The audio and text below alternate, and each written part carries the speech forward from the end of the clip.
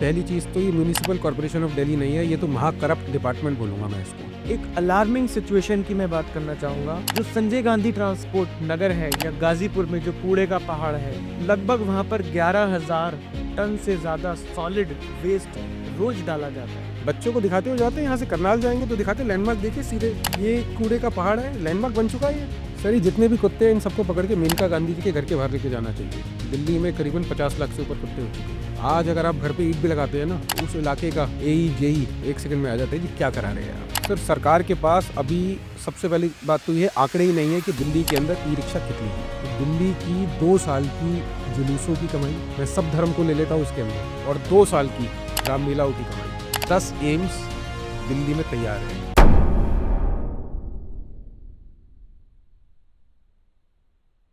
Welcome to victory success talk. मेरा नाम है Kaushal. So today we have Ankit Jain in our podcast, founder of paper Arizona, have made more than 100 crore companies in less than 2 years and IPO targeted in 2026 mid. He is giving mentorship free of cost to more than 150 founders and launched Aptizio Tech Innovation to help startup founders. He is well aware of government and private funding schemes and policies. He is being doing social cause in the field of education and has saved more than 1000 crores of Ministry of HRD. His aim is affordable education and equal education. He is also a host of YouTube channel Knick-Knack Show. So आइए मिलते हैं हम अंकित जैन जी से और बात करेंगे दिल्ली के ऊपर। जी हाँ, आज का टॉपिक है दिल्ली। वो कहते हैं ना, दिल्ली दिल वालों की है, मगर दिल्ली में बहुत कमियां भी है। तो आइए उन कमियों के ऊपर बात करेंगे। तो स्वागत करते हैं मिस्टर अंकित जैन जी का। सर आपका बहुत बहुत तहे दिल से स्वागत। बहुत बहुत धन्यवाद आपका।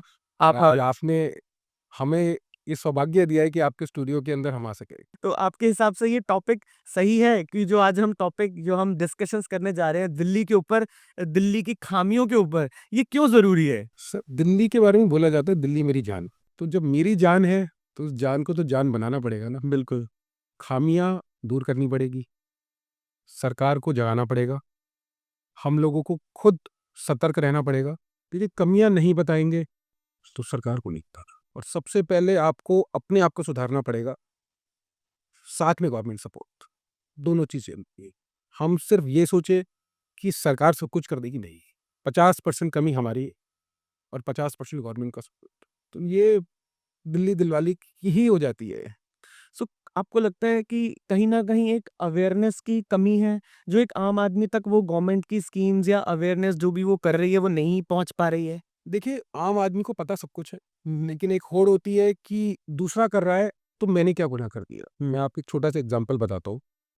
ये रोड पे जा रहे हैं, टॉफी खाई, रैपर फेंक दिया, और दूसरा आदमी पीछे पीछे जा रहा है, तो उसने भी रैपर फेंक दिया। अगर आपने उसको टोक दिया कि आपने रैपर क्यों फेंका, एग्रेशन मोड में आ जाता है, एजिटेशन आ जाती है उसके अंदर कि who the hell you are, आप कौन ऐसा होते हैं जी मुझे रोक सकते हैं, आप मुझे टोक सकते हैं, राइट। तो ये अंदर से कहते हैं ना, अंदरूनी आत्मा को अपना ऐसा करना पड़ेगा। हम अपने घर के अंदर कोई भी सामान, हम अब जिस रूम में होते हैं, जिस ऑफिस में होते हैं, कोई हमारा सामान गिरा होता है, हम उसको उठा के साफ करते हैं ना। कहीं खाना गिर गया, आजकल लोग क्या करते हैं, आपने देखा है, जाते जाते रोड रोड में से, राइट, गाड़ी में से रोड के ऊपर कुछ भी सामान उठा, राइट राइट। वो सब चीजें, अब ऐसा नहीं है इसके अंदर कि लोगों में एजुकेशन की कमी नहीं। आप जैसे अपने घर को साफ रखते हैं, आप ये सोचिए दिल्ली मेरा घर है, हिंदुस्तान मेरा घर है, एयरपोर्ट पे वही लोग जाके ठीक हो जाते हैं, बिल्कुल। क्योंकि उनको एनवायरनमेंट वैसा मिलता है। कुछ रेगुलेशंस के अंदर भी स्ट्रिक्टनेस चाहिए, और कुछ अपने आप को भी सुधारना पड़ेगा। इसके अंदर ऐसा नहीं है कि लोगों को, ये वही लोग कर रहे हैं जिनको कि पता नहीं है, पता सबको है। घर साफ कैसे रखना है सबको पता है, राइट। और सब घर में रहते मगर दिल्ली साफ कैसे रखनी है वो नहीं पता। हैं, रखनी पड़ेगी। इसके अंदर अब चीज़ें ऐसी आ चुकी है कि प्यार से रख लो, नहीं तो गवर्नमेंट डंडे से रखवाएगी। गवर्नमेंट को इसके ऊपर बहुत स्ट्रिक्ट एक्शन लेने पड़ेंगे कि यहाँ पे लिटरिंग है, जगह-जगह आप देखते हैं कि आजकल डॉग्स के इश्यूज़ भी हो गए हैं, गाय भी सड़कों पे है, कहीं मलबा डाल देते हैं लोग। इस चीज़ को अपना घर समझना पड़ेगा दिल्ली को। आपको क्या लगता है कि पहले से अब कुछ डिफरेंस आया है दिल्ली में, कि दिल्ली आज भी पहले जैसी है? नहीं देखिए, गवर्नमेंट चेंज हुई है, डिफरेंस तो ऑटोमेटिकली विजिबल है, लेकिन किसी भी नई गवर्नमेंट को अपना एक पूरा सक्षम काम करने के लिए 1 से 1.5 साल का समय चाहिए होता है। हम सोचे कि ओवरनाइट रिज़ल्ट दिख जाए, ओवरनाइट रिज़ल्ट नहीं दिखता किसी की चीज़ में। सुधार हो रहा है। हमारे को देखिए सबसे पहले मैंने आपको क्या बोला कि हमें सबसे पहले अपने आप को सुधार। गवर्नमेंट सपोर्टिव है और गवर्नमेंट और सपोर्ट करेगी। मैं बहुत चैनल्स पे देख रहा था कि क्योंकि अभी बीजेपी की गवर्नमेंट है, तो क्या जनता चाहती है आम आदमी पार्टी को वापस लाना? देखिए ये एक बहुत टिपिकल क्वेश्चन हो जाता है, एक पॉलिटिकल क्वेश्चन हो जाता है। मैं इसका जवाब नहीं देना चाहता। तो हर आम आदमी को सरकार वो चाहिए जो कि आपके देश की सेवा कर सके और जो आपको फैसिलिटीज़ दे सके, चाहे वो कांग्रेस की गवर्नमेंट हो, चाहे वो बीजेपी की गवर्नमेंट हो, चाहे वो आम आदमी की पार्टी। आदमी को क्या चाहिए?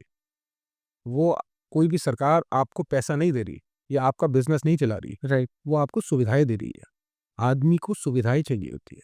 साफ़ पानी, साफ़ वातावरण, नॉइज़ फ्री एनवायरनमेंट। कहते हैं हमारे 4 तरीके के पॉल्यूशन है, air, water, noise, soil. Delhi का जो हाल है आज नॉइज़ पॉल्यूशन देखिए ना, गाइडलाइंस बनी हुई है पॉल्यूशन बोर्ड की तरफ से, लेकिन उस गाइडलाइंस को फॉलो नहीं करते लोग। राइट। रेड लाइट के ऊपर देखेंगे कि हॉर्न पे और पता नहीं कितनी जलती है। राइट। गवर्नमेंट को इस पे स्ट्रिक्ट पीछे तो 10 साल 15 साल पहले तो कुछ स्ट्रिक्ट एक्शन हुए थे इसके ऊपर। राइडर्स आते थे कि कोई मोबाइल पे बात कर रहा है या कोई रैश ड्राइविंग कर रहा है। तो अभी हाल-फिलहाल में देख रहे हैं कि उस चीज़ की अभी कमी लगती है दिल्ली में। वो हम फिर दोबारा से भूल गए उस चीज़ को, क्योंकि पीछे स्ट्रिक्टनेस हुई थी। सर डर बहुत बड़ी चीज़ है। वही हिंदुस्तानी आदमी आज यूएई जाके बिल्कुल सीधा देखता है, सीधा चलता है, कोई लिटरिंग नहीं। वही हांगकांग जाके एक सिगरेट की बड नहीं फेंक सकता वो हांगकांग के अंदर, तो फिर दिल्ली में क्यों फेंकता है? बिकॉज़ ऑफ स्ट्रिक्टनेस ना, वो गवर्नमेंट उनको हर एक आदमी को देख रही है, नज़र है। उनके जो गवर्नमेंट ऑफिशियल्स हैं, जो भी उनकी पुलिस वहाँ पर है, वो उनको देखिए फ़ोकस डर करती है। डर पहला डर और दूसरा आपको सीख लेनी चाहिए जापान से। जापानीज़ बच्चा उसको 1 से 10 साल तक एथिक्स सिखाए जाते हैं। हमारे यहाँ पे तो कहते हैं पढ़ लो, पैसे कमाने हैं। गिरा दो, माँ-बाप साफ कर देंगे। कहते गिराओगे तो खुद ही साफ करना पड़ेगा। 2 साल के बच्चे को सिखाते हैं। राइट।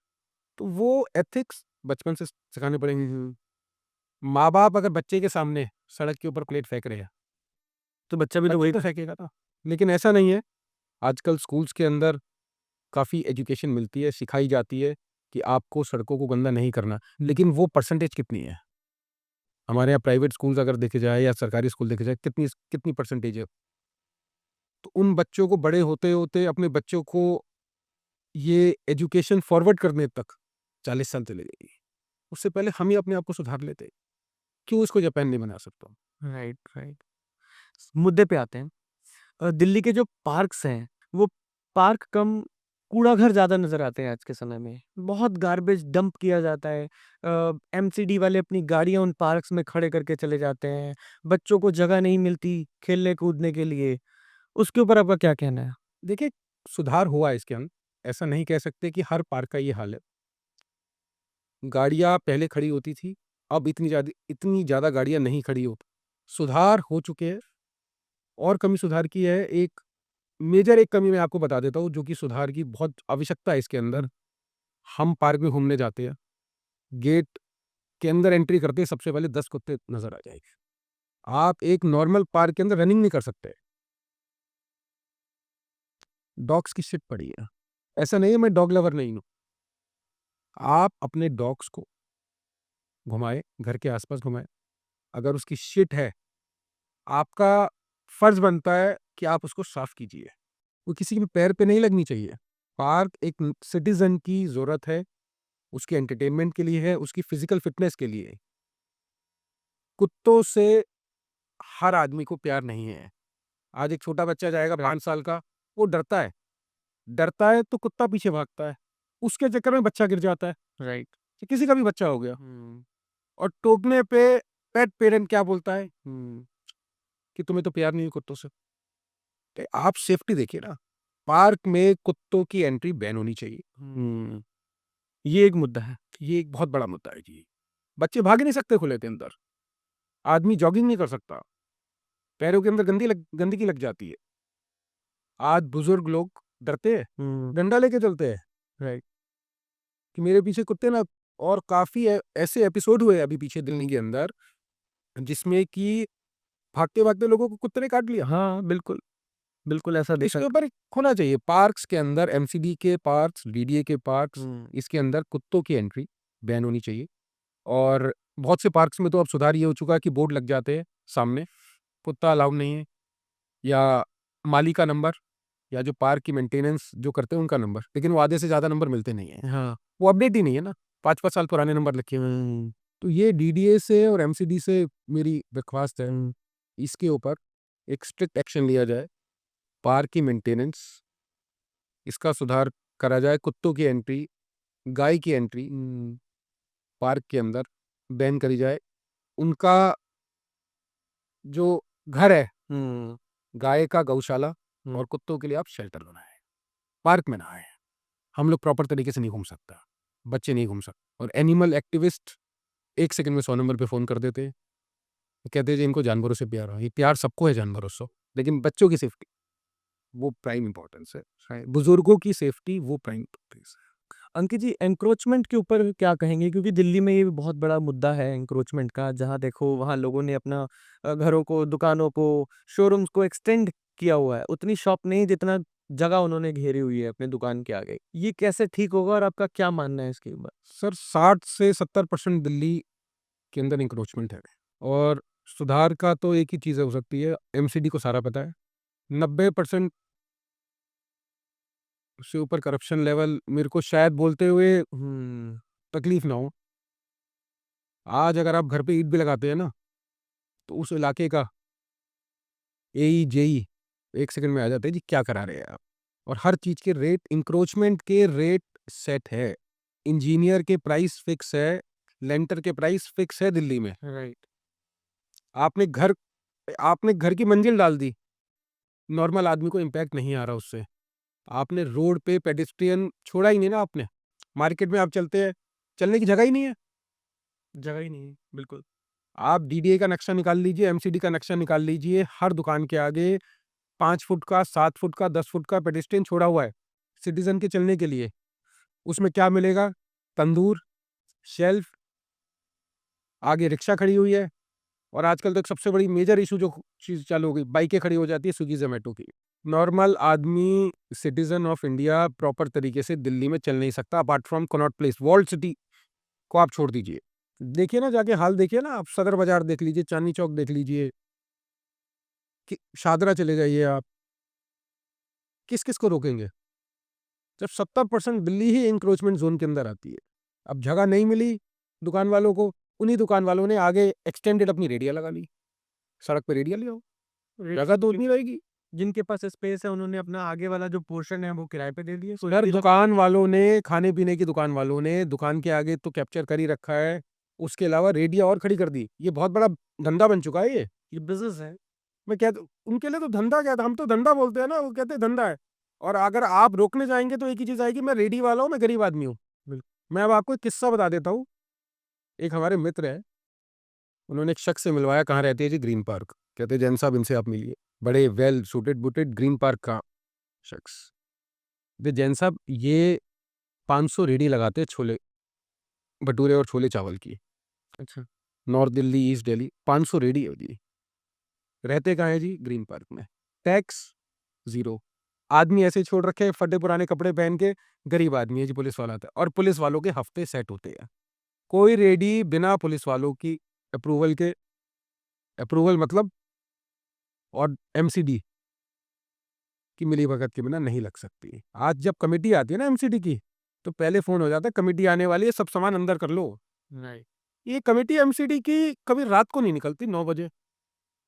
दिन में 12 बजे निकलेगी, 3 बजे निकलेगी, 4 बजे, और फ़ोन कर देंगे। देखिए सारा गेम करप्शन, रेड टेपिज़्म, सब सब हर जगह। तो एन्क्रोचमेंट वाली चीज़ जब तक सरकार टाइट नहीं होगी, जब तक बुलडोज़र नहीं चलेंगे, तब तक ये एन्क्रोचमेंट नहीं होगा। सरकार को आपको पैदल चलने के लिए जगह देनी पड़ेगी, जिसकी की बहुत बड़ी कमी है। हम एनक्रोचमेंट की बात कर रहे हैं तो एक और भी बहुत बड़ा मुद्दा है ई-रिक्शा का। क्योंकि जिस तादाद में ई-रिक्शा बढ़ रहे हैं, मुझे लगता है कि चलने की तो अभी जगह नहीं है, आने वाले समय में हमें लगता है कि हम पैदल चल भी नहीं पाएँगे। और ई-रिक्शा वालों का इतना बुरा हाल है, जहाँ देखो वहीं ब्रेक लगा देते हैं, कहीं भी खड़े हो जाएँगे, कोई रूल्स एंड रेगुलेशंस फॉलो नहीं करते हैं।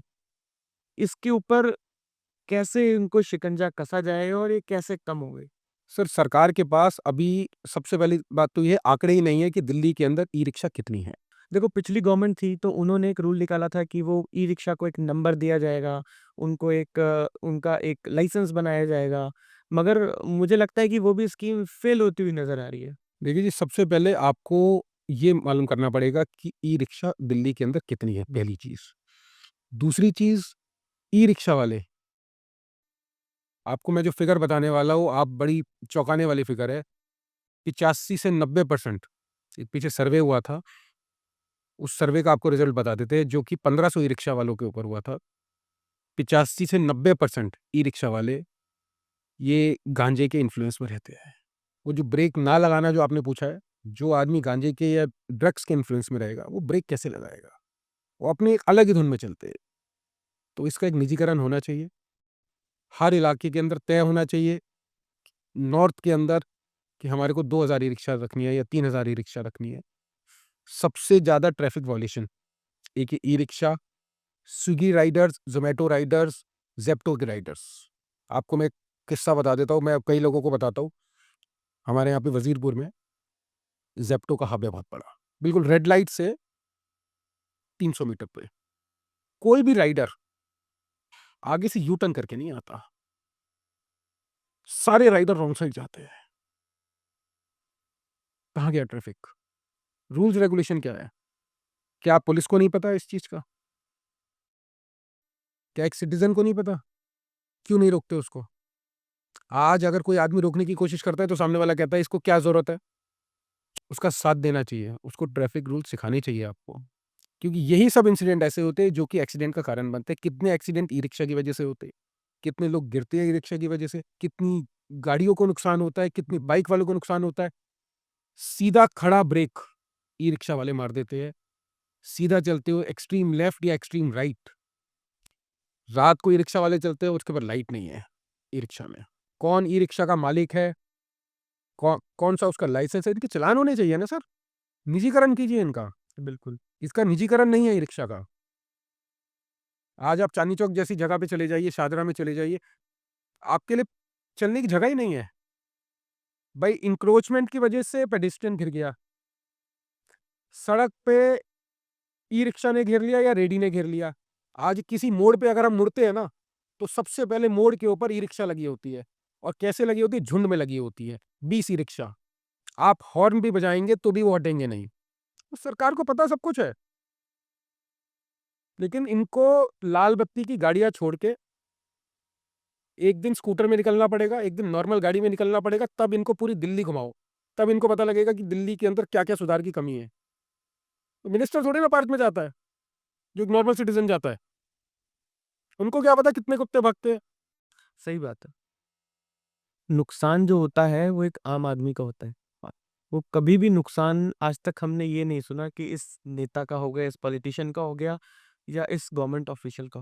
जो देखिए फर्स्ट सर, हमारी जो इस टाइम की एग्जिस्टिंग जो गवर्नमेंट है, नरेंद्र मोदी गवर्नमेंट, ऐसी गवर्नमेंट, ऐसा शख्स, हम लोग तो सौभाग्य है, सौभाग्यपूर्ण बोलूंगा मैं अपने आप को, कि हमें ऐसा नेता मिला है। अगर नीचे की ब्यूरोक्रेसी या और नेता एक मोदी जैसे हो जाए, हमें तो गर्व है। लेकिन हर नेता मोदी जी बन नहीं सकता। वो आदर्श है इस देश के। अगर हमें ऐसा बनना है तो हमारी सोच सर, नेता बन जाए हमारे, हम तो कह रहे हैं मोदी जी के तुम एक कण भी बन जाओ तो ये देश सुधर जाएगा। वो जो जो सोच है वो जो बॉटम सोच टू टॉप सेम होनी चाहिए। जो मोदी जी सोचते हैं, जो उनका थॉट प्रोसेस है, वही एक आम आदमी का भी थॉट प्रोसेस होना चाहिए। और वही थॉट प्रोसेस एक गवर्नमेंट ऑफिशियल का या पुलिस वाले का या उस एमसीडी में जो कर्मचारी है उसका भी वही थॉट प्रोसेस होना चाहिए। तब जाके मुझे लगता है कि दिल्ली में एक सुधार आएगा। जरूरत है सर, जरूरत जरूरत है। ये आज की जरूरत है। आज टूरिस्ट क्यों नहीं आता दिल्ली के अंदर? हम्म। इंडिया का, आज इंडियन बाहर जाते हैं घूमने, इंडिया कितने लोग आते हैं? तो आप टूरिज्म बढ़ाए ना इंडिया के अंदर। आप हर जगह थूकेंगे, आज ई रिक्शा वाला जाता है, थूकता हुआ चला जाता है गुटखा।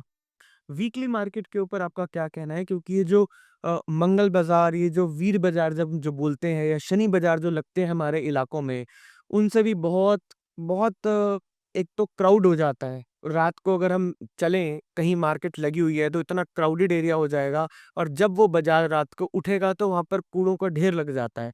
पूरी रोड इतनी गंदी हो जाती है। तो वो ये क्या गवर्नमेंट की रिक्वायरमेंट है एक पैसा इकट्ठा करने के लिए, या इन वीकली मार्केट्स को कहीं हम शिफ्ट कर दें, या क्या सॉल्यूशन है इसका? देखिए, शुरू के अंदर जब ये बाज़ार लगाए गए थे, तो ये एक पब्लिक कन्वीनियंस के लिए लगाए गए थे। अब तो पब्लिक कन्वीनियंस क्या, अब तो बैठे-बैठे हर आदमी ज़ेप्टो, ब्लिंकिट, इंस्टामार्ट, ये अब क्या है, वो जो कन्वीनियंस जो थी, वो धीरे-धीरे कर्मचारियों को पैसे में कन्वर्ट, कि भाई वीकली बाज़ार लगेगा, कर्मचारी को, जो भी उस इलाके का कर्मचारी होगा, मैं नाम तो नहीं लूँगा डिपार्टमेंट्स का या पुलिस वालों का, उन लोगों को एक अच्छा खासा चंदा या रेवेन्यू कह लीजिए आप, हम लोगों की लैंग्वेज में तो रेवेन्यू होता है वो उनको मिलता है। और हालाँकि देखिए, वीकली बाज़ार गलत नहीं है, वीकली बाज़ार के बाद का जो इम्पैक्ट है, जैसे आपने बोला गंदगी, आप कोई चीज़ लगाते हैं, आप फल बेचिए, गंदगी मत छोड़िए। वहीं छिलका पड़ा है, वहीं गंदगी, वहीं गली सड़ी सब्जियाँ जो होती है, सड़क पे डाल जाते हैं। तो वीकली बाज़ार गलत नहीं है, उसके जो बाद के जो इम्पैक्ट्स हैं, वो गलत है, कि आदमी गिर रहा है, गंदगी कर दी। राइट, अल्टीमेटली सफाई के ऊपर सरकार का पैसा भी तो लग रहा है फिर बाद में। राइट। जिस इलाके के अंदर 4 कर्मचारी से काम हो सकता था, उसी इलाके के अंदर 8 कर्मचारी चाहिए।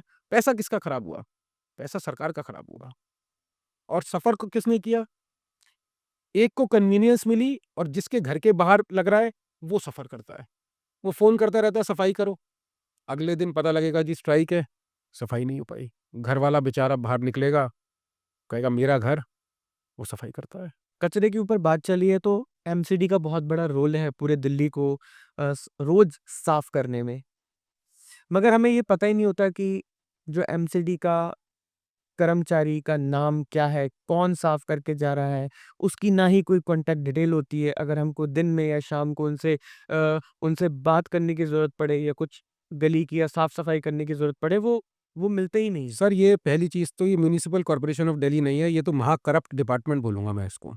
आदमी हाउस टैक्स देता है, उसको ये नहीं पता कि सफाई कर्मचारी का नाम क्या है। सफाई कर्मचारी की आप दिल्ली वालों से अगर ये पूछेंगे कि सफाई कर्मचारी की ड्यूटी कितनी घंटे की होती है, तो किसी को नहीं पता। 30 से 35% अभी पीछे जो इन्होंने सरकार ने जब सर्वे कराया था, हमारी बीजेपी की गवर्नमेंट ने, तो ये पता लगा था कि 30 से 35% लोग तो ऐसे हैं जो कि एक्चुअली एग्ज़िस्ट ही नहीं करते। एमसीडी के अंदर सफाई कर्मचारी सारे के सारे आउटसोर्स्ड है। इन लोगों की ड्यूटी स्पेसिफ़ाई आपको करनी पड़ेगी, कि इनकी ड्यूटी सुबह 7 बजे से शाम के 5 बजे तक है, या 10 बजे से 6 बजे तक है। नॉर्मल आदमी को नहीं पता। सफाई कर्मचारी का नाम क्या है, जिसको कि आप फ़ोन कर सकें। आपके इलाके के अंदर एक सफाई कर्मचारी को कितनी बार झाड़ू लगानी चाहिए, कितनी बार कचरा साफ करना चाहिए। यहाँ क्या होता है, सुबह-सुबह 7 साढ़े 7 बजे कोई भी सफाई कर्मचारी आएगा, झाड़ू लगा गया, चला गया। उसकी ड्यूटी, जिसकी की तनख्वाह 50,000 रुपए है, उसकी की ड्यूटी आधे घंटे की है। तो ये चीज़ें, ये डेटा एमसीडी की वेबसाइट पे, एमसीडी के पोर्टल पे डलना चाहिए। आज आप हाउस टैक्स अगर लेते हैं, तो आप उसको फैसिलिटी दीजिए। आज गवर्नमेंट ने कितना बढ़िया काम कर रखा है, कचरा उठाने के लिए वैन लगा रखी है। बहुत बढ़िया काम है। आज आदमी गौरक्षक है, गौ सेवक है। हर आदमी सबसे पहले, हम लोगों के घरों के अंदर क्या होता है कि गाय के लिए सबसे पहले रोटी निकाली जाती है। तो वो रिक्शा आती है, सरकार ने बहुत अच्छे काम कर रखे हैं। रिक्शा आती है और गाय की रोटी ले जाती है वो, गाय का खाना।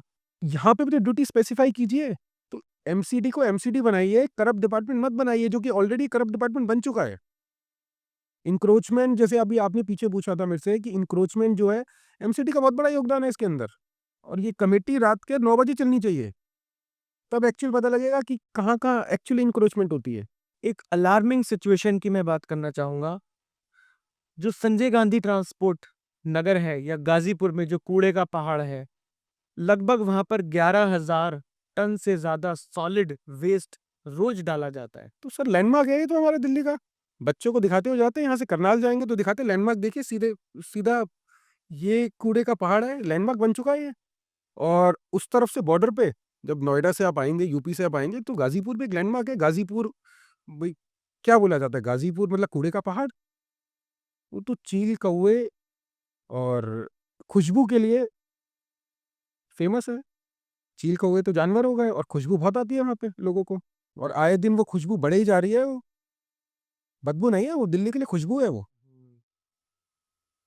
सरकार अगर चाहे उस कूड़े की एक स्पेसिफिक जगह बनाए, दिल्ली से 100 किलोमीटर दूर, 200 किलोमीटर दूर, और ऐसी रिसाइकलिंग प्लांट्स, इनको टेक्नोलॉजी सारी पता है सरकारों को, रिसाइकलिंग प्लांट्स जैसे आज इंदौर में लगे हैं, आज क्लीनेस्ट सिटी बोला जाता है इंदौर को, तो रिसाइकलिंग प्लांट्स दिल्ली में लगाने पड़ेंगे आपको।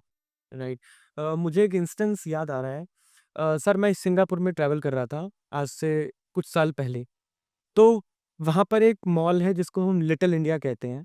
तो ना वहाँ से ना जो वहाँ पर बहुत उस मॉल में बहुत कूड़ा करकट पड़ा रहता है। वहाँ पर सीवर जो है वो ओवरफ्लो करते हैं। तो स्कूल स्कूल जब बच्चों को पिकनिक पे लेके जाते हैं तो उस मॉल के सामने से ज़रूर लेके जाएंगे, बच्चों को ज़रूर लेके जाते हैं। और स्पेशली वहाँ के टीचर वो बताते हैं कि this is India, this is India. जैसे लेबर हमारे यहाँ पर जगह-जगह शाम सुबह बैठी रहती है, उसी तरीके से जो साउथ इंडियंस लेबर्स हैं, वो लिटिल इंडिया के बाहर वहाँ पर काम-काज के लिए बैठी रहती हैं सिंगापुर में। मगर वहाँ पर बच्चों को ये एग्ज़ाम्पल दिया जाता है, अगर आपने इंडिया देखना है, तो ऐसा है इंडिया। तो उस समय में मैंने जब किसी टीचर से सुना तो मुझे खुद को इतनी शर्म फ़ील हुई। ये दिस इज़ द ट्रू और मेरी आँखों देखी बात है। सर यही चीज़ तो बदलने के लिए आज आप और हम बैठे हैं यहाँ पे। आज जो सपना मोदी जी का है, देखिए इंटरनेशनल लेवल पे मोदी जी ने इंडिया को इतना स्ट्रांग बना दिया। हम अपने घर को तो स्ट्रांग बना ले, हमारी वॉल तो स्ट्रांग हो गई है, घर के अंदर लोगों को तो स्ट्रांग बना ले। भाई क्लीनिनेस, ये स्पिटिंग, लिटरिंग, ये ड्रग्स के इन्फ्लुएंस कितने ज़्यादा हो चुके हैं यहाँ पे। ये सरकार को पता सब कुछ है, बच्चे बिगड़ रहे हैं, इसको रोकना पड़ेगा। आज आप देखिए ना डस्टबिन्स, आपने सिंगापुर का एग्ज़ाम्पल दिया, मैं आपको चाइना का एग्ज़ाम्पल देता हूँ। हालाँकि चाइना को तो मैं बिल्कुल लाइक नहीं करता, लेकिन आपको मैं एग्ज़ाम्पल दे देता हूँ। जो चीज़ें अच्छी चीज़ें हम सीख सकते हैं दूसरे देशों से, चाइना के अंदर हर 200 मीटर पे, 300 मीटर पे डस्टबिन है। चाइनीज़ सिटीज़न लिटरिंग के लिए लिटरिंग नहीं करेगा। वो वेट करेगा कि डस्टबिन कब आएगा 500 सर मीटर। डस्टबिन मिल जाता है उसको 300 मीटर, 400 मीटर पे, और वहाँ का वेस्ट मैनेजमेंट सिस्टम, नीला डस्टबिन, हरा डस्टबिन, आपका पीला dustbin, blue, green, yellow. China ने और 2 टाइप के dustbins, hazardous waste, non hazardous waste, और ग्लास होता है ना कि आजकल शेक्स होते हैं, ग्लास की बॉटल में मिलते हैं। 5 टाइप के डस्टबिन्स, और वो उसको एजुकेशन मिलती है वहाँ पे। यहाँ आपको डस्टबिन मिलेगा ही नहीं। राइट। एक और अच्छी चीज़ मैंने मलेशिया में देखी थी कि जब हम पब्लिक टॉयलेट में गए, तो वहाँ पर एक फीडबैक स्क्रीन लगा हुआ है। फीडबैक स्क्रीन लगा हुआ है, सर यहाँ चोरी हो जाएगी। स्माइलीज़ लगी हुई हैं। आप सर व्हाट वो देखिए, जैसे हम अपने घर में चोरी नहीं करते ना, उनके लिए चाहे मलेशिया हो गया, चाहे सिंगापुर हो गया, चाहे दुबई हो गया, उनके लिए उनका देश उनका घर है। आदमी कहता है ना मैं घर में हूँ, सेफ हूँ। वो कहते हैं कि मैं सिंगापुर में हूँ, मैं मलेशिया में, मैं सेफ हूँ। हिंदुस्तानी मेंटालिटी क्या हो गई, ये स्क्रीन लगी है, इसको बेच के कितने पैसे मिल जाएंगे। राइट। घरों के नल, स्टील के जो नल होते हैं ना घरों के, ये जो छोटे छोटे चरसी जो होते हैं, कूद कूद के नल निकाल के ले जाते हैं वो, लेगा और वो नल बिक जाते हैं। और वो आधी से ज्यादा पुलिस की मिलीभगत होती है, दिन में रेकी होती है। छोटे छोटे बच्चे आपको कहीं सिंगापुर, मलेशिया या कहीं मिलेंगे इतने छोटे छोटे बच्चे ड्रग्स के इन्फ्लुएंस में, जिसका कि पुलिस भी कुछ नहीं कर सकती। कहते हैं जी चरसी है। राइट। ये चरसी है तो उसको चरसी बनाया किसने है? गुटखा, पान मसाला हिंदुस्तान में अगर नहीं मिलता तो क्या लोग खा रहे होते? आप ये बताइए। सही बात है, जबकि सबसे ज़्यादा रेवेन्यू है इससे। सर रेवेन्यू क्या करेगा? रेवेन्यू अगर है तो फिर इसको बैंकॉक बना दो ना, वेगस बना दो। रेवेन्यू तो कैसीनो में बहुत है, हर 200 मीटर पे खोल दो कैसीनो। जैसे हर 200 मीटर पे पनवाड़ी की दुकान खोली हुई है, वैसे कैसीनो खोल दीजिए 200 मीटर। बेटिंग एप्स तो आपने देखा ही है आजकल, राइट। सब लगे ही हुए हैं। तो ये तो बहुत इजी मनी है, इसमें तो क्या इशू है? सरकार को बहुत अच्छा रेवेन्यू आ जाएगा। देखिए कैसीनो मेजर रेवेन्यू, और मिनी थाईलैंड इसको बना सकते हैं, मिनी वेगास इसको बना सकते हैं। अच्छा है ट्रैवलर्स के लिए, बिजनेस ट्रैवलर्स के लिए एक एंजॉयमेंट की लाइफ भी हो जाएगी, और इनका रेवेन्यू कलेक्शन बहुत अच्छा हो जाएगा। लेकिन ये स्पिटिंग तो रुकेगी। रेवेन्यू, देश को रेवेन्यू के लिए 1000 तरीके होते हैं। जरूरी नहीं है कि गुटखा और पान मसाला और ये खैनी बेच के रेवेन्यू पे इकट्ठा कीजिए। अगर आप ये बेचते हैं तो आप कम से कम इन लोगों को ये ट्रेनिंग दीजिए कि आपको ओपनली पब्लिक में नहीं थूकना। जगह बनाइए ना। आप इन कंपनियों को, इन मैन्युफैक्चरर जो ये है इनके खैनी, गुटखे, पान मसाले के, इन कंपनियों को बोलिए कि साथ में प्रोविज़न दीजिए आप थूकने के लिए। जैसे आप पाउच में मसाला देते हैं ना, तो थैली दीजिए साथ में, जिसमें कि आप अपनी पीक थूक सके। वो पीक नॉर्मल पब्लिक देखती है, नॉर्मल पब्लिक चल रही है उसके ऊपर, बच्चे देख रहे हैं उसके ऊपर। इसीलिए आदमी दिल्ली में रहता है क्या? ये सोचना चाहिए। सरकार को तो इनके लट बजाने चाहिए जो थूकते हैं। लगाए ना 20-20 हज़ार रुपए का चालान। रात को किसी मार्केट में आप निकल जाइए, लोग शराब के ग्लास, ग्रेवी की प्लेट गाड़ियों के नीचे सरका रहे हैं। अगले दिन बच्चे स्कूल में जा रहे हैं, बस स्टैंड पे खड़े हैं, वो पता लगता है कि जी ग्रेवी की प्लेट नीचे पड़ी हुई है। इस चीज के लिए रह गए हैं दिल्ली वाले। क्यों नहीं चालान करते? आप हर उस रेस्टोरेंट का चालान कीजिए 50,000 रुपए का, जिसके रेस्टोरेंट के बाहर ये प्लेट्स गिरी दिख जाए। वो रेस्टोरेंट की जिम्मेवारी है वो, कि कूड़ा करकट ना करे। सफाई किसको करनी है अगले दिन? एमसीडी के कर्मचारी को। हम दोष तो हमने दे ही दिया एमसीडी के कर्मचारी को। अरे आप भी तो जिम्मेवार है उसके। राइट। तो ये सुधार होना चाहिए सर। अच्छा खासा सुधार की जरूरत है, और प्यार से हो तो प्यार से, नहीं तो लट से सुधार होना चाहिए। बिल्कुल। स्किल डेवलपमेंट की बात करते हैं। दिल्ली में स्किल डेवलपमेंट सेंटर्स की बहुत कमी है। बच्चे सीखना तो चाहते हैं, मगर उनके पास एक प्लेस नहीं है जहाँ पर जाके वो अपने स्किल्स को डेवलप कर सकें या उनको एक लाइफ पाथ मिल सके। तो ये स्किल डेवलपमेंट सेंटर्स कैसे आएँगे? देखिए, स्किल डेवलपमेंट सेंटर्स तो सरकार को बनाने पड़ेंगे। कुछ इसके अंदर हमने अभी जो देखा है कुछ सालों से, जितने भी प्राइवेट स्कूल्स है, गवर्नमेंट स्कूल्स है, इसके अंदर एक्स्ट्रा करिकुलर एक्टिविटीज़ ऑलरेडी चालू हो चुकी है। प्राइवेट स्कूल्स के अंदर जैसे आजकल आपके स्केटिंग्स वगैरह तो स्टार्ट हो चुकी है। कुछ जैसे स्किल डेवलपमेंट की अगर स्पेसिफिक बात करते हैं, तो मैं इसको प्रोफाइल डेवलपमेंट बोलता हूँ, आज की तारीख में प्रोफाइल बिल्डिंग बोलता हूँ। और स्कूल्स के अंदर ऑलरेडी ये चीज़ें चल रही है। गवर्नमेंट स्कूल्स के अंदर इसकी अभी थोड़ी-सी कमी है। सरकार अगर कुछ चाहेगी, कुछ इनिशिएटिव लेना चाहेगी, तो ये प्रोफाइल बिल्डिंग इसको बेटर कर सकती है। प्रोफाइल बिल्डिंग से बेटर सबसे पहली चीज़ जो है वो एथिकल बिल्डिंग या एथिक्स, इसके ऊपर मेरा ज़्यादा पहला प्रेफ़रेंस रहता है कि अगर आपने एथिक्स सीख लिया, और एथिक्स के अंदर फ़ोकस आप रखिए जैपनीज़ लर्निंग पे, कि आपका मॉडल जैपनीज़ मॉडल होना चाहिए, कि नेशन फर्स्ट, एथिक्स फर्स्ट, ये एक मॉडल होना चाहिए। माय जापान, माय कंट्री, वो हमारे हिंदुस्तान में अभी मिसिंग है। जैसे अभी पाकिस्तान से वॉर चल रहा है, तो वहाँ तो देश एक हो जाएगा, लेकिन टैक्स की चोरी के अंदर देश एक नहीं होगा। तो जो आदमी टैक्स की चोरी भी करता है, तो वो भी टेररिस्ट है। आपके टैक्स से ही तो डिफेंस का सामान आता है। आज जो सोल्जर, जो हमारे जवान जो रक्षा कर रहे हैं, आपके टैक्स से। सरकार जो भी डिफेंस का, एविएशन का, डिफेंस का जो भी अपना सामान, जो अपना असला बारूद जो खरीदती है, टैक्स से तो हम पूछ रहे हैं टैक्स कहाँ जा रहा है? टैक्स यहाँ जा रहा है। ऐसा नहीं है दिल्ली को नहीं सुधार सकते। दिल्ली बहुत बहुत अच्छी हो सकती है। 24/7 क्लीन ड्रिंकिंग वाटर की बात करें, साफ पानी एक दिल्ली वालों को आज के समय में नसीब नहीं है। लोग अल्टरनेटिव डे में वेट करते हैं कि पानी आएगा और हम भरेंगे, और जो आ रहा है वो भी बहुत गंदा पानी आ रहा है। तो इसके ऊपर आपका क्या कहना है? देखिए, नेसेसिटी है। क्लीन ड्रिंकिंग वाटर तो एक आदमी की नेसेसिटी है। Drinking water, education, clean environment, कई सालों से इशू है ये। सरकारें इसके ऊपर समाधान में लगी हुई है। कुछ सुधार कर लिए, और मेजर सुधार की अभी ज़रूरत है, मेजर सुधार की। नेसेसिटीज़ है ये, नेसेसिटीज़ है। सरकार को इसके ऊपर करना पड़ेगा। जैसे एजुकेशन, क्लीन ड्रिंकिंग वाटर का मैं आपको एक किस्सा बता देता हूँ कि 15 साल अगर पीछे आप चले जाइए, तो आपको हर 1 किलोमीटर पे प्याऊ नज़र आते थे लगे हुए, या मटके रखे नज़र आते थे। आज आप राजस्थान में चले जाइए, राजस्थान में हर घर के बाहर मटके रखे हुए हैं। दिल्ली में प्याऊ बनाने की जगह ही नहीं है ना सर। जहाँ पे प्याऊ लगता उतनी देर में तो वहाँ पे खोखा लग गया पनवाड़ी का। एंक्रोचमेंट हो गई। जहाँ मटके रखे जाने चाहिए थे, वहाँ किसी चाय वाले ने अपनी गद्दी डाल के एक स्टॉल डाल दिया चाय का। तो ड्रिंकिंग वाटर पहले दिल्ली में इतनी ज़्यादा परेशानी नहीं थी। आदमी चल रहा है धूप के अंदर, उसको पानी हर जगह मिल जाता था। वो कहता था क्या लगाना है? प्याऊ लगाना है। प्याऊ के बाहर मिल जाता, लोगों के घरों के बाहर मटके लगे थे, प्याऊ लगे थे। अब सारा इंक्रोचमेंट ने बुरा हाल कर दिया, और घरों के अंदर जो पानी नहीं आता, जो हमारी जो पिछली जो सरकार जो थी, उन्होंने जो ये फ्रीबीज़ जो दिए, नई सरकार को कम से कम 2 साल और लग जाएँगे कि उस फ्रीबीज़ से जो नुकसान हुआ है, उसको उभारने में कम से कम 2 साल और लगेंगे, जिससे कि दिल्ली की जनता को साफ पानी मिले। देखिए, किसी भी इंसान को अगर बिगाड़ना हो ना, तो आप उसको घर पे बिठा के 1 साल फ्री में खाना खिला दीजिए। तो दिल्ली वाले तो वैसे ही हरामखोर हो चुके हैं। फ्री में बिजली, फ्री में पानी, फ्री में ही सब कुछ मिल गई उनको।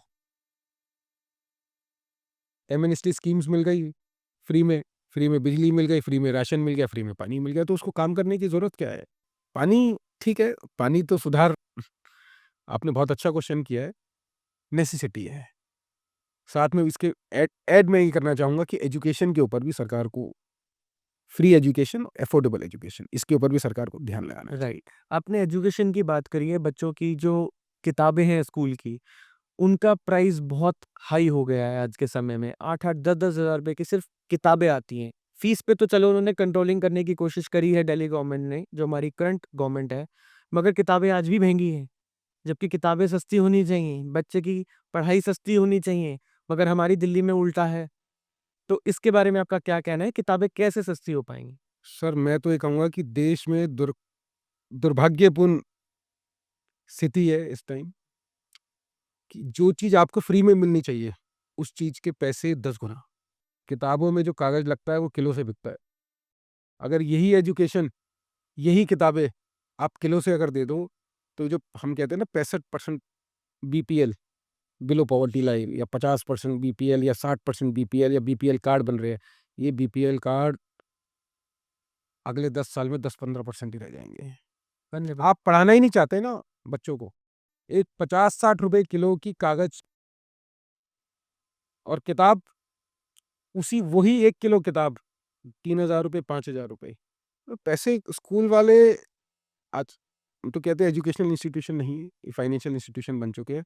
सरकार को इनकी कमर तोड़नी पड़ेगी, किताबों के प्राइस फिक्स करने पड़ेंगे।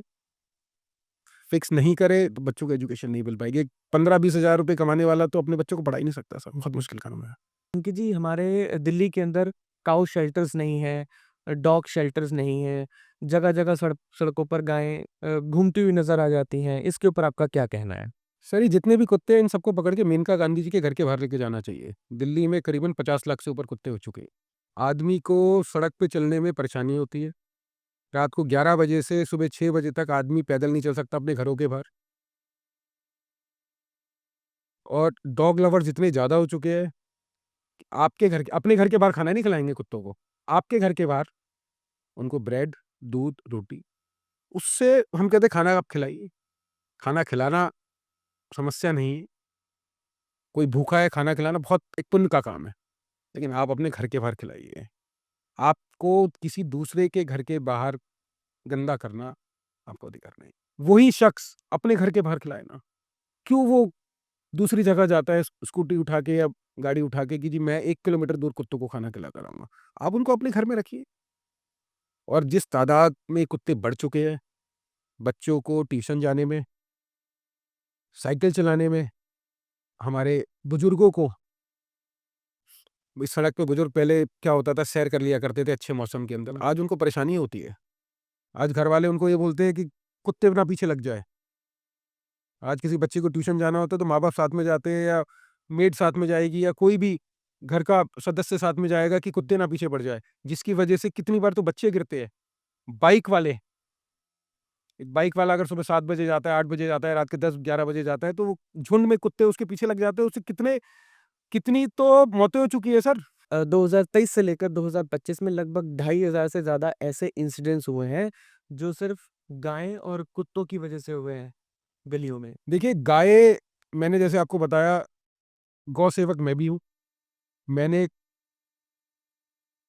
गाय का खाना, चारा हम जो कहते हैं, वो सड़क पे कभी डाला हो तो डाला हो, गलती हो गई, और उस गलती को तो मैं अब सुधारता ये हूँ कि कोशिश मेरी ये रहती है कि जो भी हमारी दिल्ली सरकार की ये जो जो रिक्शा आती है, जो गाय का भोजन लेने, कोशिश हमारी रहती है कि वहीं दे, या गौशाला में आपको गौ सेवा करनी है, आप गौशाला में जाके उसको दीजिए ना।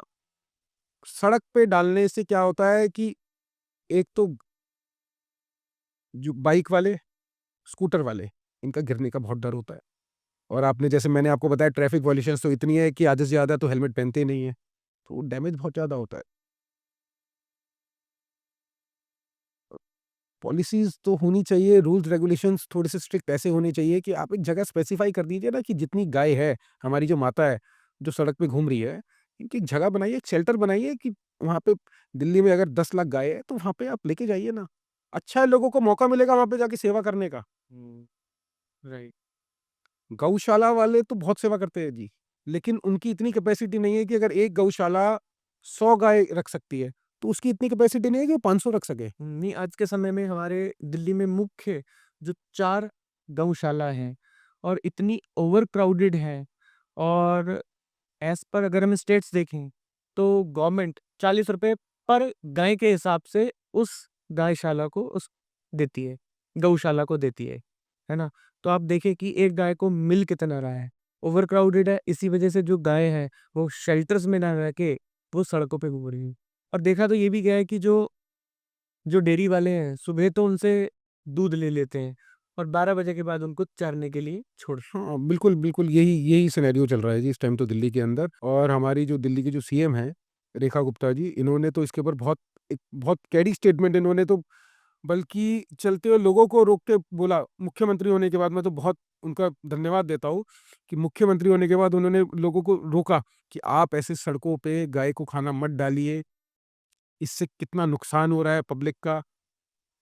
आपको पुण्य करना है तो आप गौशाला में जाके कीजिए। सरकार को इसके शेल्टर बनाने पड़ेंगे।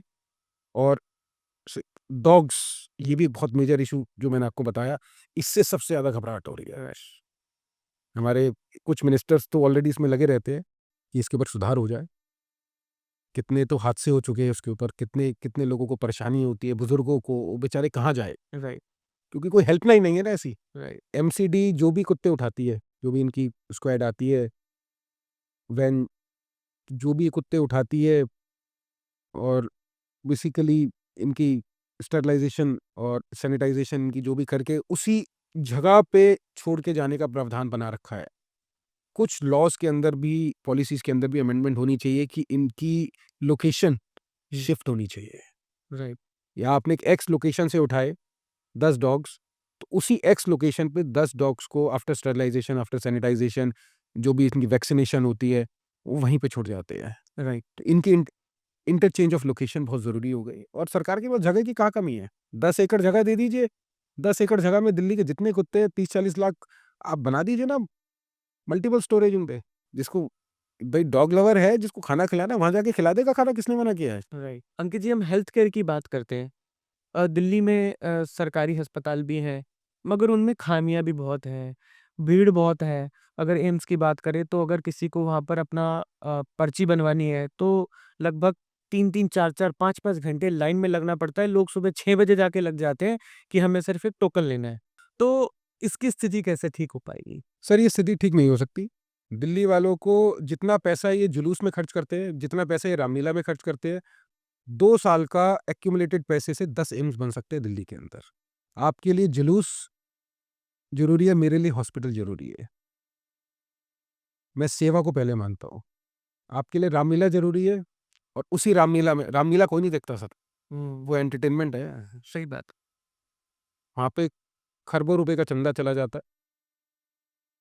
कितने लोगों को परेशानी होती है, कितना नेशनल लॉस हो रहा है, हमारा पेट्रोल, डीज़ल कितना नेशनल लॉस हो रहा है। वो दिल्ली की 2 साल की जुलूसों की कमाई, मैं सब धर्म को ले लेता हूँ इसके अंदर, और 2 साल की रामलीलाओं की कमाई, 10 एम्स दिल्ली में तैयार है।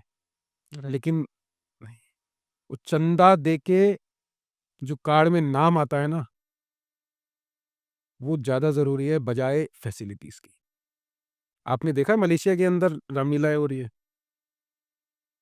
रामलीलाएँ आज से 30 साल पहले होती थी, जब एक्चुअली लोग रामलीला देखते थे, भावना से। राइट। आज रामलीला पता है कैसी होती है? लोग जाते हैं, खुमचा खाते हैं और वापसी आ जाते हैं। आप सर्वे करा लीजिए कितने लोग रामलीला देखते हैं, हम भी नहीं देखते। तो रामलीला एंटरटेनमेंट ज़ोन हो चुकी है। जुलूस एंटरटेनमेंट ज़ोन हो चुकी है लोगों की। राइट। अंकित जी, दिल्ली में एक बहुत बड़ी समस्या है स्पिटिंग की। गुटखा खा के, पान मसाला खा के लोग इधर-उधर थूक देते हैं, सड़कें गंदी हो जाती हैं। इसके ऊपर आपका क्या कहना है? सर ये खून की उल्टी है, इसको बंद करना चाहिए। एक किस्सा मैं आपको बता देता हूँ। आप कभी सिंगापुर जाएंगे, जैसे आप सिंगापुर आपने बताया, आप अमेरिका चले जाइए, आप यूके चले जाइए, तो वहाँ पे आप जब पान मसाला खा के गुटखा खा के जब थूकते हैं ना, तो कोई बड़ी बात नहीं है कि आपको बीमार घोषित करके आपको हॉस्पिटल में डाल दिया जाए कि आपने खून की उल्टी कर दी। इसको पहली चीज़ तो आपको ये समझनी पड़ेगी, खून की उल्टी है ये, जो कि आपके देश को खराब कर रही है। सरकार को इससे रेवेन्यू बहुत आता है। रेवेन्यू लेकर आने के 1000 और तरीके हैं। इससे हेल्थ इश्यूज़, आपकी सिटी कितनी खराब हो रही है। आप पैदल नहीं चल सकते सर, 500 मीटर आप देख लीजिए पहले तो। 500 मीटर पैदल आप चाहे पार्क में भी आप चले जाइए, आपको गुटखे की पीक मिल जाएगी। आप पुरानी दिल्ली जाके देखिए ना, सरकारी शौचालय जो आप गवर्नमेंट टॉयलेट समझो कहते हैं, हर जगह आपको पान की पीक, गुटखे की पीक मिल जाएगी। तो लोगों को इसको कैसे रोकना है? दिल्ली के लोग प्यार के दिल्ली के लोगों को अब लठ की ज़रूरत है। सरकार को 10-10 हज़ार का चालान निकालना पड़ेगा इन पे। नहीं माने तो जो आदमी थूक रहा है पान मसाला गुटखा, उनके पैर के नीचे लठ-लठ बजाने पड़ेंगे, क्योंकि लठ से बड़ी कोई चीज़ नहीं है। हर पनवाड़ी की दुकान के आप चालान करिए ना, पनवाड़ी की दुकान का, आस-पास का अगर कोई पीक मिल जाए तो। और इनको बोलिए खाना है तो अपने घर में खाइए। आप घर में थूकिए, या आप एक प्रोविज़न दीजिए, आप इन कंपनीज़ को बोलिए कि आप अगर गुटखा दे रहे हैं तो साथ में थैली दीजिए थूकने की, आपकी ज़िम्मेवारी है सिटी को क्लीन रखना। आपके वो 5-10 रुपए के गुटखे के चक्कर में हमारी दिल्ली का कितना करोड़ों रुपए का नुकसान हो रहा है। रेलवे का बजट, क्लीनिंग बजट, गुटखा क्लीनिंग बजट, आप मालूम कि गूगल कर लेंगे, हमारी ऑडियंस एक बार गूगल कर लेगी कि सरकार ने बजट बढ़ा दिया था सिर्फ ये पान पीक की वजह से। कुछ स्टेट्स में तो बैन भी है ये, एंड महाराष्ट्र में गुटखा बैन है। पॉल्यूशन के ऊपर अंकित जी आपका क्या कहना है? क्योंकि दिल्ली में पॉल्यूशन एक बहुत बड़ी समस्या है। पिछली गवर्नमेंट थी उसने बहुत कदम उठाए, ये गवर्नमेंट है वो शायद ई व्हीकल के ऊपर बहुत ज़ोर दे रही है पॉल्यूशन कम करने के लिए। तो आपका क्या कहना है इसके ऊपर? सर देखिए, किसी भी ई व्हीकल को अगर 80 किलोमीटर पर डे वो चलती है, तो 8 साल लगते हैं उसको कार्बन न्यूट्रल होने में। पहली चीज़ तो सरकार को इसको ये मानना पड़ेगा कि 8 साल बाद वो कहीं जाके आपकी ये ई व्हीकल, जिसको हम ईवी कहते हैं, तब जाके कार्बन न्यूट्रल होती है। अदरवाइज़ उसकी मैन्युफैक्चरिंग में भी उतना ही कार्बन एमिशन होता है, जितना एक नॉर्मल हम लोगों की पेट्रोल की गाड़ी या डीज़ल की गाड़ी। ठीक है, जो पेट्रोल की जो गाड़ियाँ होती है, उसके अंदर जो एमिशंस होती है गैसेज़ की, कई सारी, जैसे आपकी नाइट्रोजन हो गई, कार्बन मोनोक्साइड हो गई, कार्बन डाइऑक्साइड हो गई। इस तरीके की जो गैसेज़ जो है, वो पेट्रोल में, डीज़ल में ज़्यादा है, वो ईवी में नहीं है। लेकिन मैन्युफैक्चरिंग के अंदर जो लॉस आपका पेट्रोल, डीज़ल से हो रहा है, उतना ही लॉस क्लाइमेट को ईवी व्हीकल मैन्युफैक्चरिंग के अंदर हो रहा है, क्योंकि यहाँ पे हम ही हिंदुस्तान में हमारे कार्बन फुटप्रिंट पॉलिसीज़, हम लोग बहुत पीछे चल रहे हैं। जापान 2050 का टारगेट है जापान का, कार्बन न्यूट्रल बनाने का। 2060 का चाइना का टारगेट है। हमारा 2030 तक कुछ टारगेट था इंडिया का, जिसके अंदर हम अब 15-20 साल पीछे हैं। तो हम लोग नहीं कर पाएँगे इसको। ईवी व्हीकल आपका पॉल्यूशन कम नहीं कर सकता।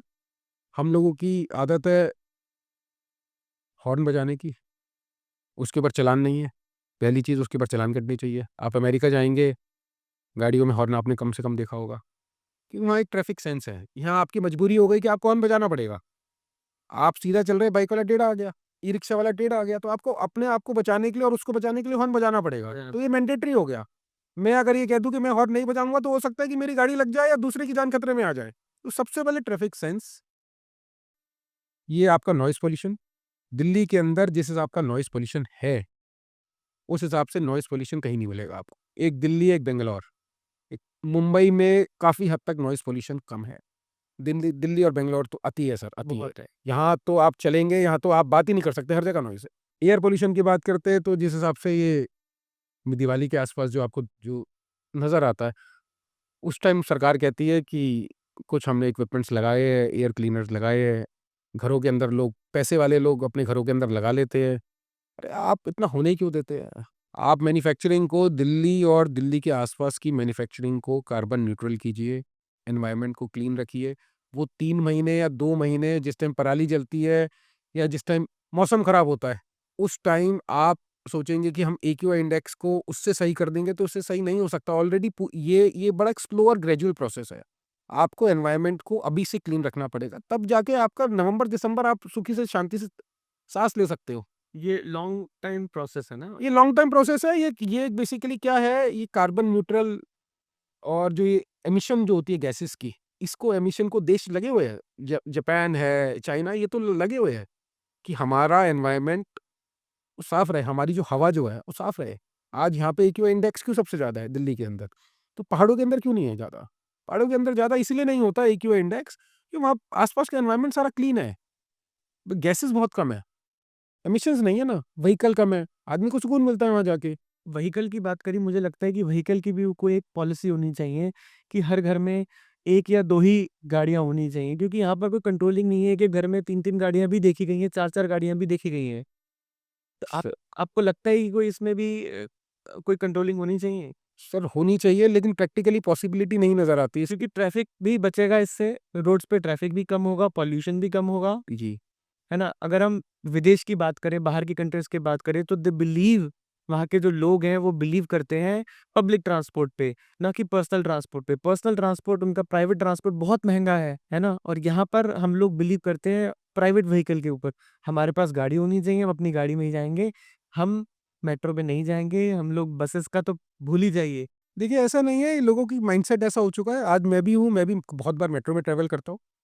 टाइम सेविंग और टाइम की कमिटमेंट्स, वो आपको अगर दिल्ली गवर्नमेंट जो एक बहुत बड़ी जो देन है आप मेट्रो, राइट। मुझे अगर पता है कि मेट्रो के अंदर 40 मिनट लगने हैं, तो 40 मिनट लगने हैं। प्राइवेट व्हीकल से जाने में हो सकता है 1.5 घंटा लग जाए। ठीक है, गूगल मैप है, गूगल मैप भी क्या कर लेगा? अगर रास्ते में कहीं से ट्रैफिक होना है तो होगा ही, वो 40 मिनट आपको दिखा रहा है, रास्ते में आप जाते-जाते 20 मिनट बाद आपका हो सकता है वो 1 घंटा हो जाए। राइट। तो गवर्नमेंट की तरफ से तो देखिए सपोर्ट बहुत है इसके अंदर। ट्रांसपोर्टेशन गवर्नमेंट ने, और ये मेट्रो लाइन हम लोगों की हर जगह अ, अब कंट्री सारी की सारी एक्सटेंड हो ही रही है। तो और मेट्रो हम लोगों की अमेरिका से, यूके से बढ़िया मेट्रो है हमारा। राइट। मेट्रो सिस्टम तो बहुत अच्छा है। ये तो यूज़ करने वाले पे चाहिए मेट्रो। राइट। और कुछ इनको जो फैसिलिटीज़ जो आगे जो दे ऐड ऑन जो करनी पड़ेगी मेट्रो के साथ-साथ, कि एसी व्हीकल गर्मी के अंदर आदमी यूजुअली अवॉइड करता है। एक बिज़नेसमैन या कोई भी आदमी, उसकी कोशिश ये रहती है कि मैं गर्मी के अंदर ई-रिक्शा में ना जाऊँ। तो उनको आप कुछ एसी का प्रोविज़न कीजिए। कुछ आप गवर्नमेंट की तरफ से व्हीकल डालिए ना, कि specific only to and fro from metro and your locality. क्योंकि हर जगह आपकी कोई भी लोकेलिटी अगर होगी मेट्रो, तो आपका within the radius of 1 to 2 kilometre आपको ईज़िली मेट्रो मिल जाएगी। तो एसी व्हीकल्स होनी चाहिए और ये ई-रिक्शा के ऊपर थोड़ा-सा कंट्रोलिंग होनी चाहिए। तो अंकित जी, हम आज का एपिसोड यहीं पर वाइंड अप करते हैं। दिल्ली के बारे में हमने बहुत सारी आज बातें करी हैं। मैं आशा करता हूँ हमारे दर्शकों को भी, हमारे व्यूअर्स को भी, हमारे चाहने वालों को भी ये एपिसोड बहुत मज़ा आएगा और दिल्ली के बारे में कुछ उनको जानने को भी मिलेगा। और कुछ मुझे लगता है अवेयरनेस ये एक अवेयरनेस पॉडकास्ट भी हो सकता है, जो लोगों को अवेयर कराएगा। शायद हमारा पॉडकास्ट देख के कुछ लोग अवेयर हो जाएँगे, तो शायद हमारा ये पॉडकास्ट, आज का एपिसोड सक्सेसफुल रहेगा। तो व्यूअर्स, मैं आशा करता हूँ आपको हमारा ये एपिसोड बहुत अच्छा लगा होगा। आप फ्रेंड्स के साथ, फैमिली के साथ ये पॉडकास्ट ज़रूर शेयर करें। और अंकित जी, आपका बहुत-बहुत धन्यवाद। बहुत-बहुत आपका धन्यवाद मेरे को यहाँ पे बुलाने, और मैं ऑडियंस के लिए एक ही मैसेज है, हमारी दिल्ली, दिल्ली मेरी जान, ये सोच के, दिल्ली मेरा घर, ये सोच के आप दिल्ली को साफ रखिए। दिल्ली मेरी है, आपकी नहीं है। ये अपने मन के अंदर ले आओ कि मेरी दिल्ली, मेरा घर, मेरी दिल्ली। बिल्कुल, बिल्कुल, और बहुत मज़ा आया सर आज आपसे बात करके। आशा करते हैं कि दोबारा बिल्कुल, कुछ ना कुछ नए मुद्दे लेकर आएँगे लोगों की जागरूकता के लिए। बिल्कुल, तो बहुत-बहुत धन्यवाद आपका। शुक्रिया, शुक्रिया सर।